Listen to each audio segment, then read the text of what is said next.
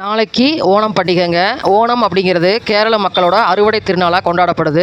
இது ஆவணி மாதம் அஸ்த நட்சத்திரத்தில் தொடங்கி திருவோணம் நட்சத்திரம் வரை 10 நாட்கள் கொண்டாடப்படும் ஒரு பண்டிகையாக இருக்குது.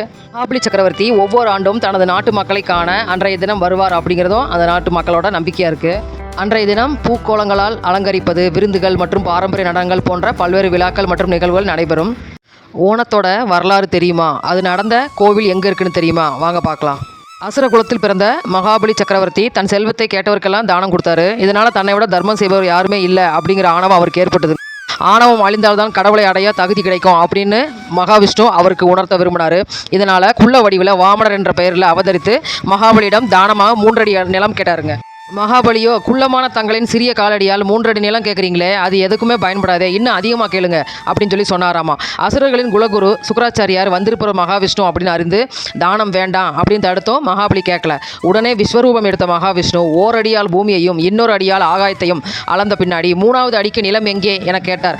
அகந்தை அடங்கிய மகாபலி தலை வணங்கி, சுவாமி, என் தலையை தவிர வேறு இடம் இல்லை அப்படின்னு சொன்னார்.